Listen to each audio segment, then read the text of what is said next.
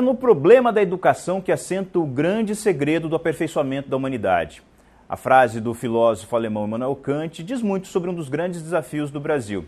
E é com ele que a gente dá o start para mais uma edição do Sala de Estudos, uma produção da plataforma Quero Bolsa, desenvolvida pela startup Quero Educação, para ouvir quem pensa, quem faz e quem é impactado pela educação. Nosso papo hoje é com a Cláudia Costin, uma das principais especialistas em educação no país. Ela já foi diretora sênior do Banco Mundial para a área de educação e hoje dirige o Centro de Excelência e Inovação em Políticas Educacionais da Fundação Getúlio Vargas. Ela tem uma visão muito clara sobre o quanto a educação no Brasil já evoluiu, mas principalmente sobre os grandes desafios que nós temos pela frente. Vamos ver.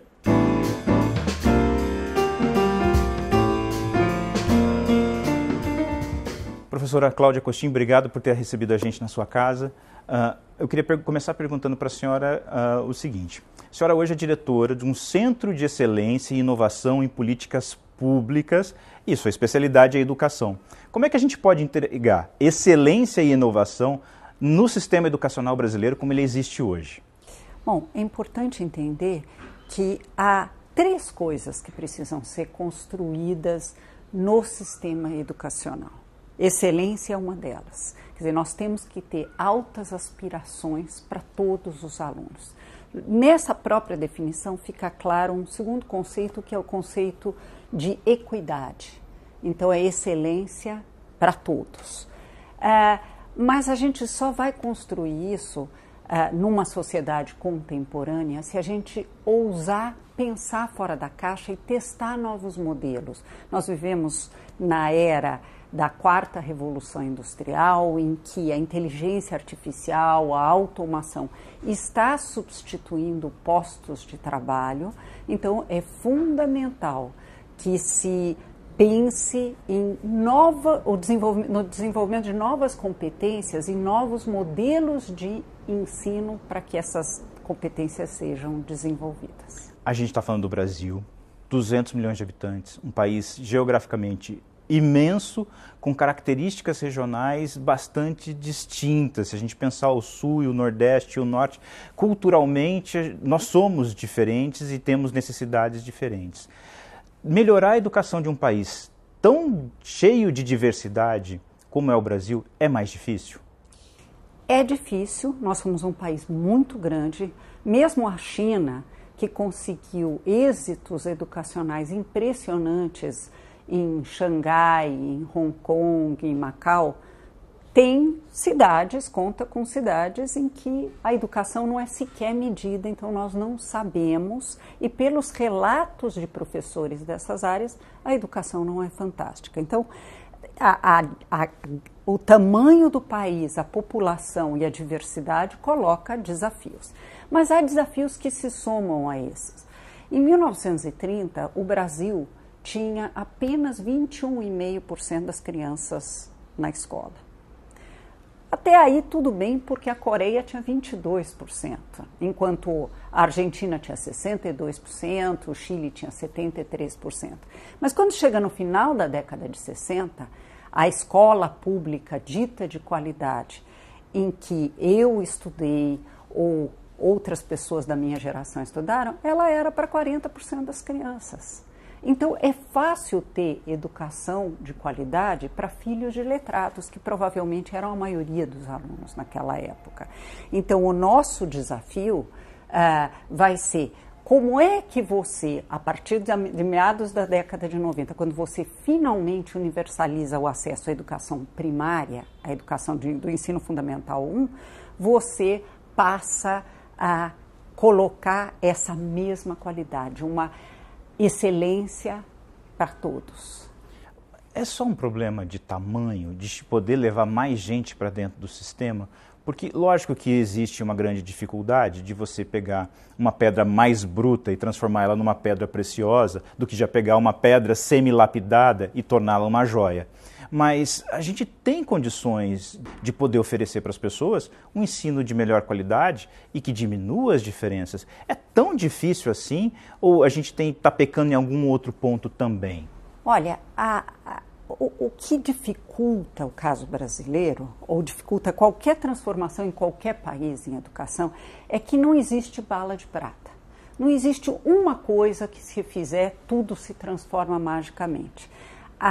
O processo de transformação tem que ser sistêmico. Você tem que trabalhar com o elemento mais importante da educação, que é o professor. Você não transforma a educação se não transformar como se preparam professores na universidade e como se continua esse processo de transformação na formação continuada em serviço. Além disso, você tem que ter currículos. Os 30 primeiros colocados, por exemplo, no PISA é um teste internacional de qualidade de educação que permite comparar países, os 30 primeiros todos têm currículo. O Brasil foi muito resistente durante muito tempo a ter currículo, porque achavam que isso ia tirar a autonomia do professor. Não, a autonomia do professor, ela existe frente a determinados direitos de aprendizagem estabelecidos. Você tem que definir com clareza o que faz de cada jovem um brasileiro. Que competências o processo de desenvolvimento do país necessita que os jovens tenham.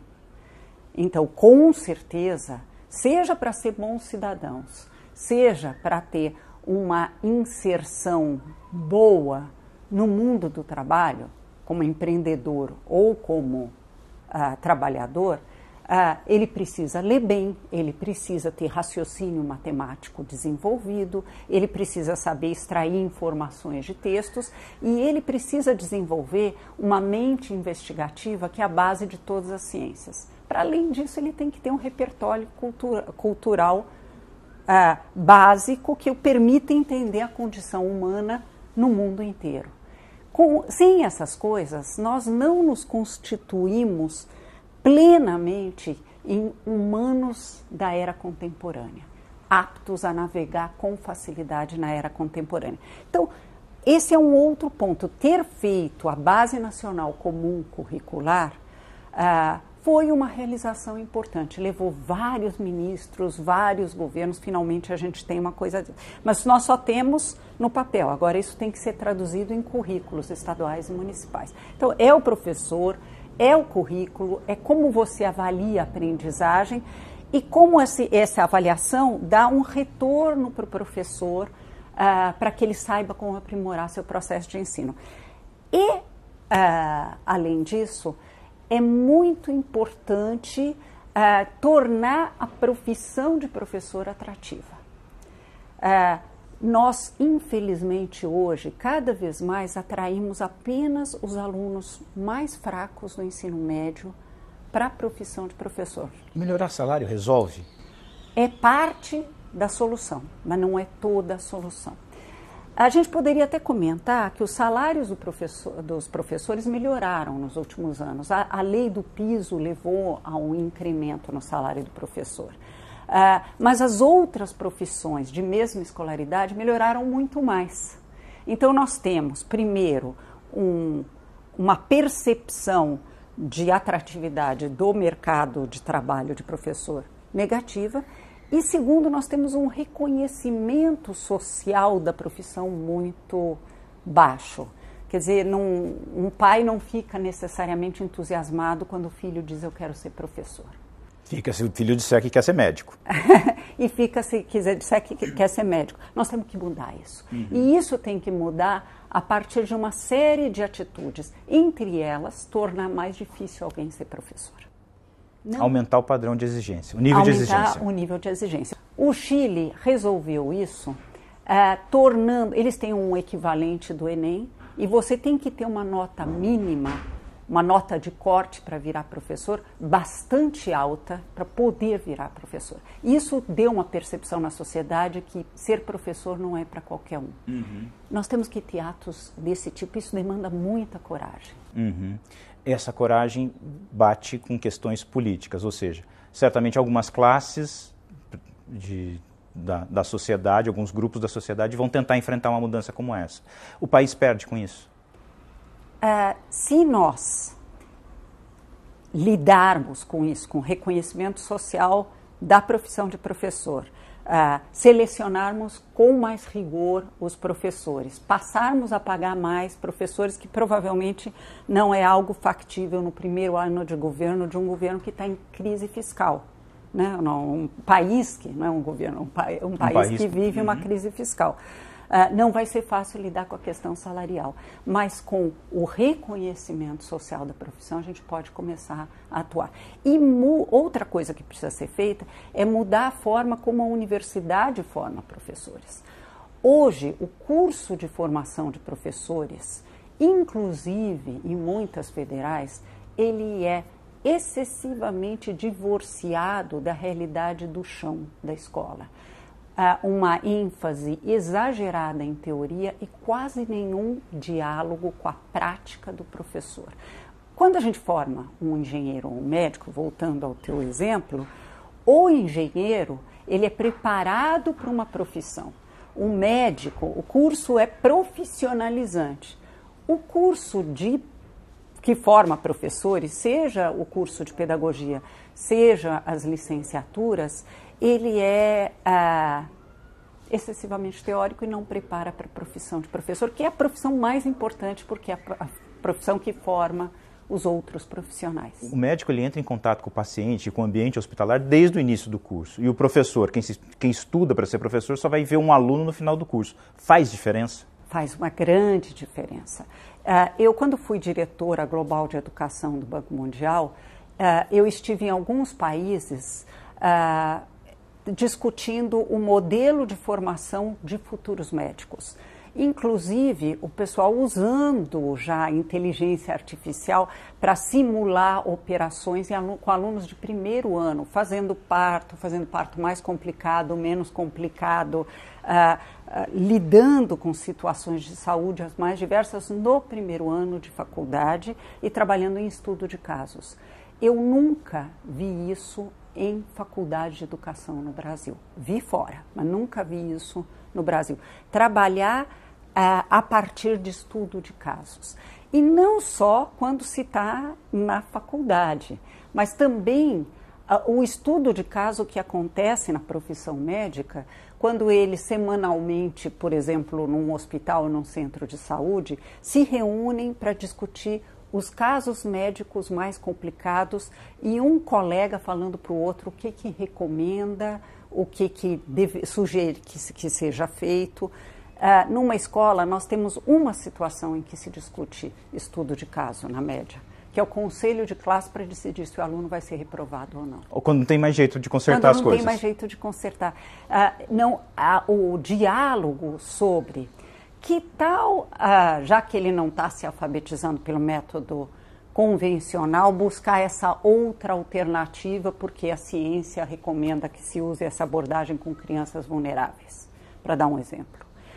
Um colega assistindo a aula de outro, como numa faculdade de medicina, assistem às operações uns dos outros, para dar um feedback, um retorno sobre o que pode ser interessante ou até para aprender com um professor mais experiente.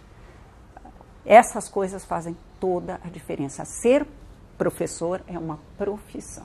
Ou seja, pelo que a senhora está dizendo, se tiver início um processo em que a profissão passa a ser mais valorizada e a gente consegue valorizar isso a partir do momento em que você remunera melhor e atrai os melhores valores, os melhores talentos para uma profissão que hoje está muito em baixa.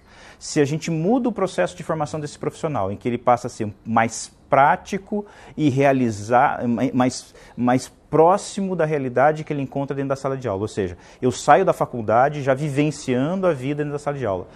Dessa forma, me parece que o efeito da qualidade da educação já começa a dar sinais de melhoria muito rápido. É por aí? Com certeza, com certeza. Acoplado tudo isso a um currículo sólido e contemporâneo. O que eu chamo de contemporâneo?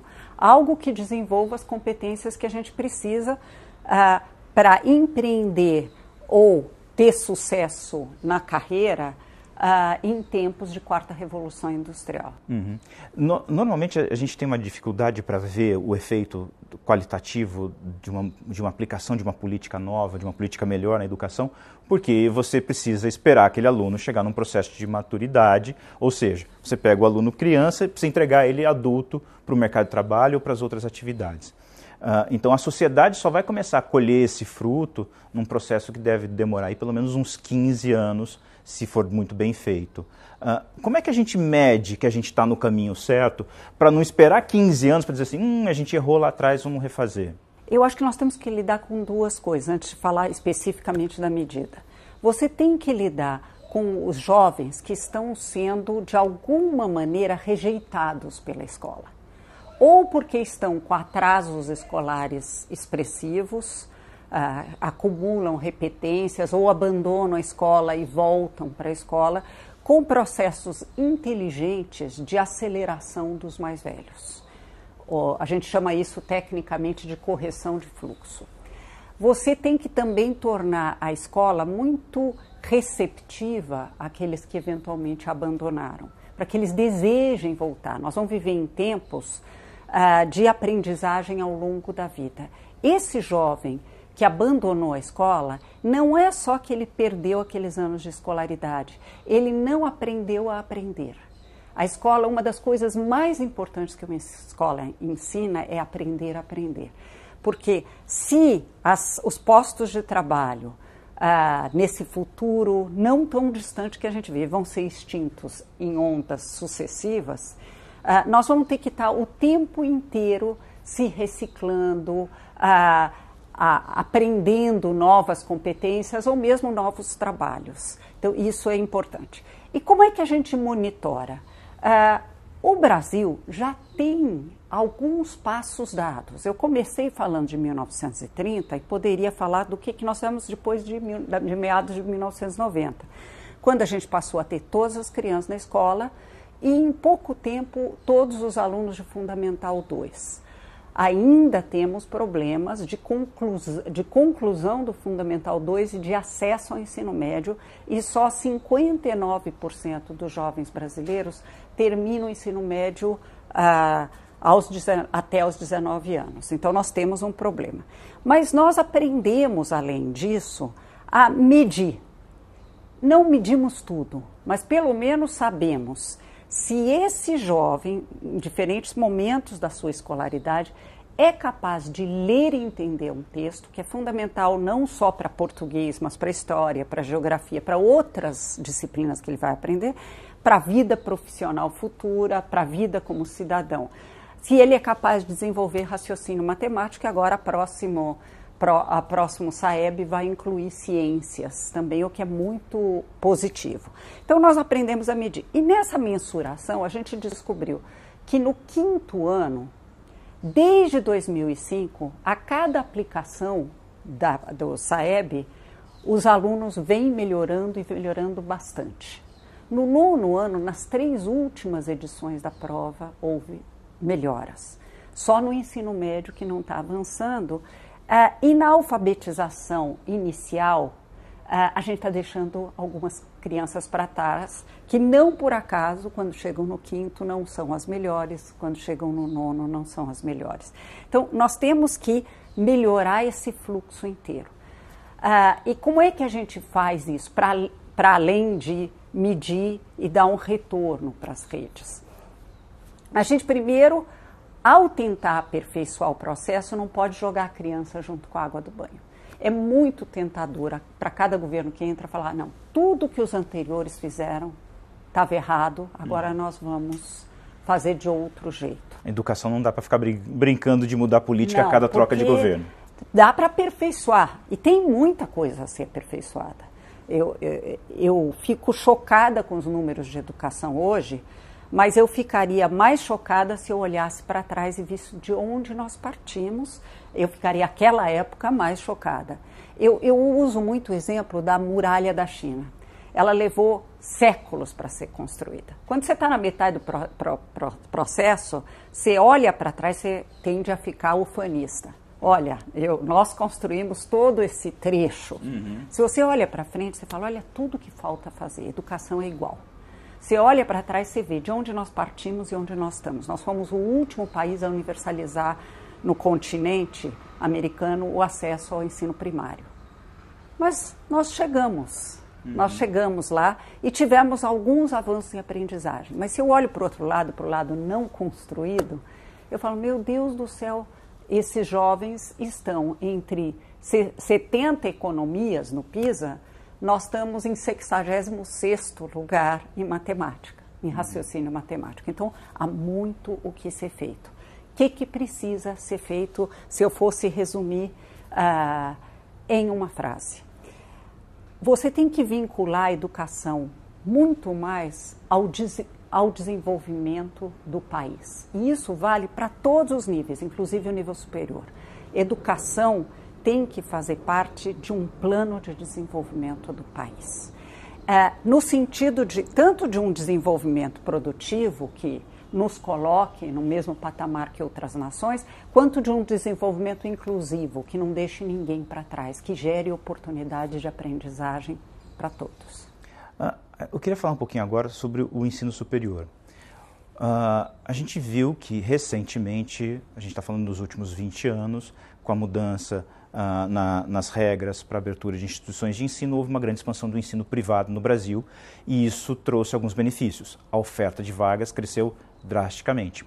E baseado em alguns dados com os quais a gente trabalha na Quero Educação e também com dados do INEP, a gente conseguiu ver algumas questões. Por exemplo, nesse momento está havendo um ingresso maior de pessoas com 50 anos ou mais no ensino superior do que há anos atrás. Por exemplo, entre 2010 e 2017, dados que a gente tabulou baseado no Censo da Educação Superior, cresceu 73% o ingresso de pessoas com mais de 50 anos no ensino superior.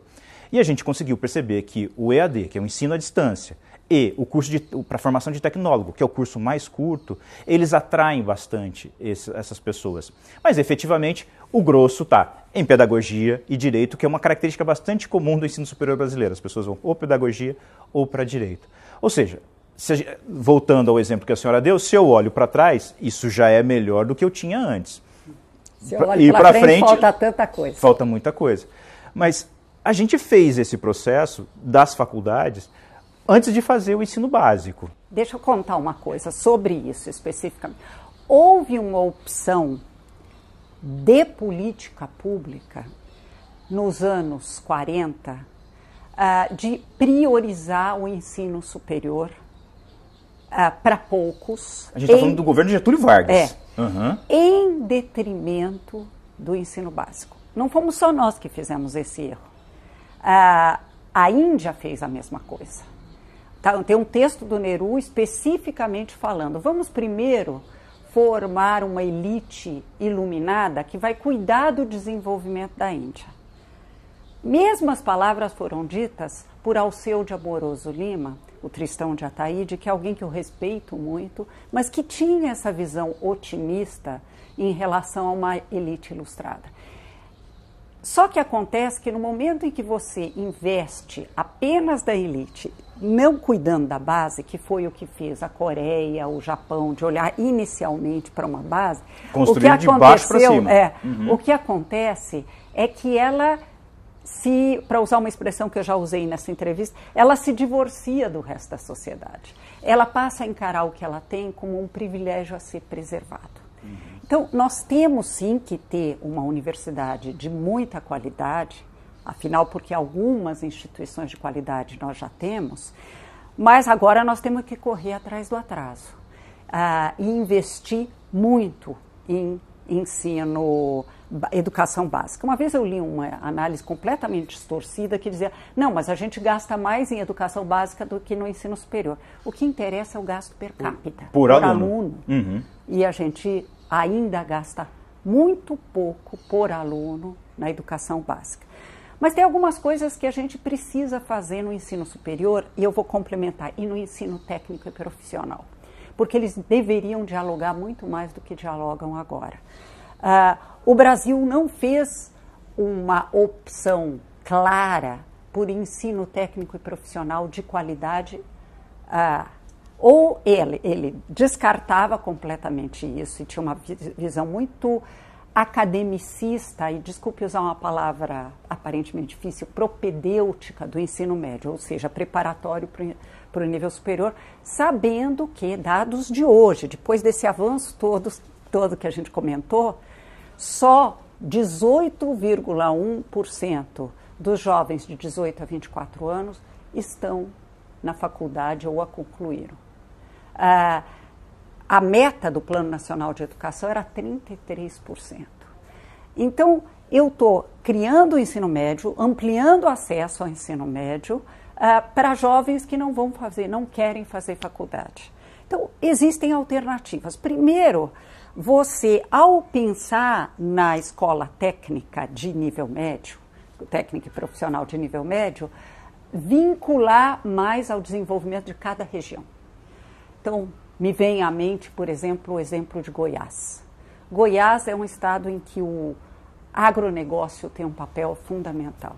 Por que não criar cursos técnicos de nível médio modernos, contemporâneos, olhando para o agronegócio e todo o potencial que o agronegócio tem?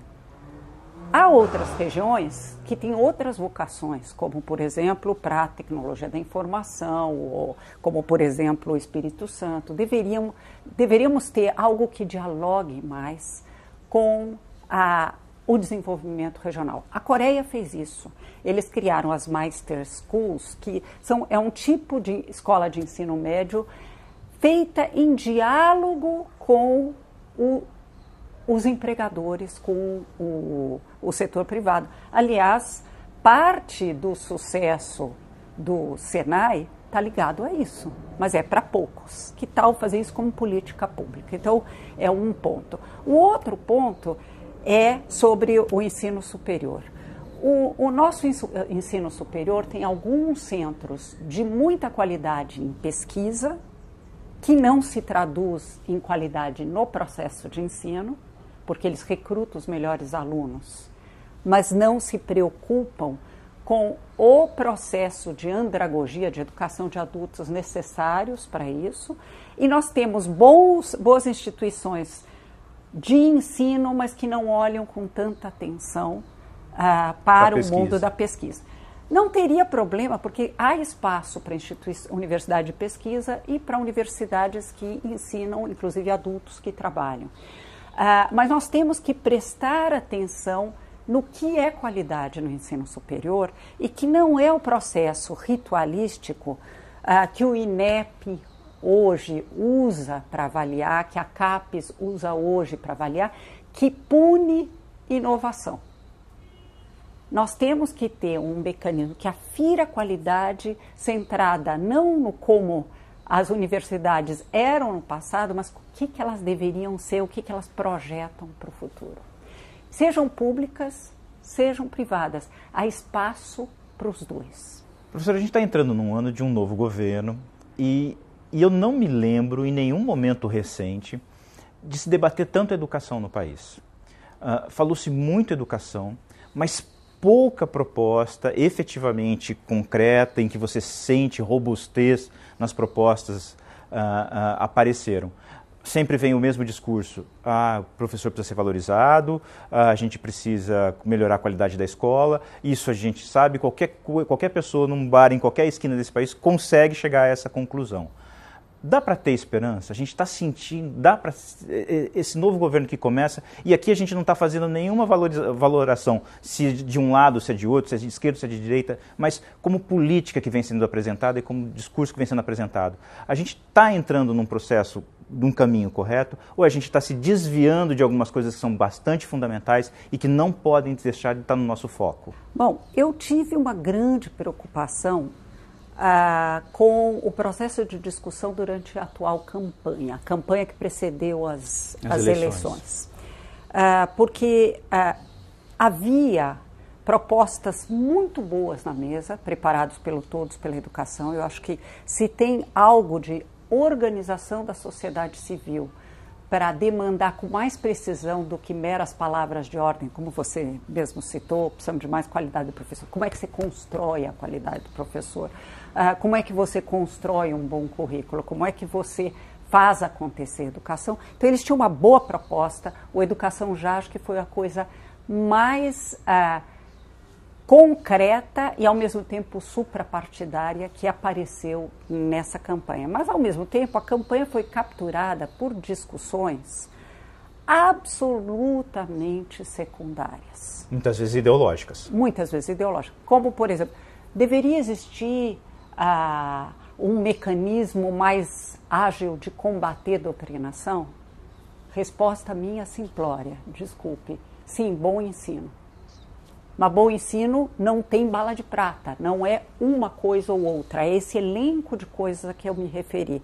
Não é colocando vereador dentro de sala de aula para pegar professor no pulo que vai tornar a profissão de professor mais atrativa. Ao contrário, isso vai afastar bons professores. Não é colocar aluno filmando o professor, falando uma frase eventualmente fora de contexto porque tirou uma nota baixa de matemática para se vingar. Expediente esse que era usado não com filme, mas de outras formas, durante o período nazista, né, denunciar pais e professores, que a gente vai construir educação de qualidade. Educação de qualidade dá trabalho. Significa mudar a universidade, como prepara professores, tornar a profissão de professor atrativa, com aquelas regras que eu falei, avaliar consistentemente a educação, estimular experimentação e inovação na educação. É um conjunto de medidas que juntas vão construir educação de qualidade. Enquanto a gente não acabou de construir isso, olhar para aqueles que estão ficando para trás e criar mecanismos para que eles avancem um pouco mais por meio de programas de correção de fluxo, de aceleração e assim por diante. E na universidade, escolas técnicas e educação básica em geral, no conjunto da educação, vincular muito mais ao processo de desenvolvimento do país. O Brasil não pode continuar com uma produtividade tão baixa, ao mesmo tempo em que tem um bônus demográfico que está se extinguindo.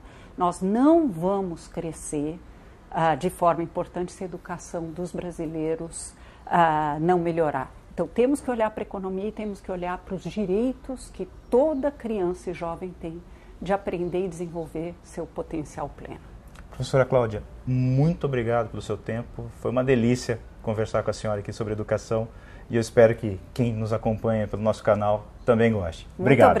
Muito obrigada.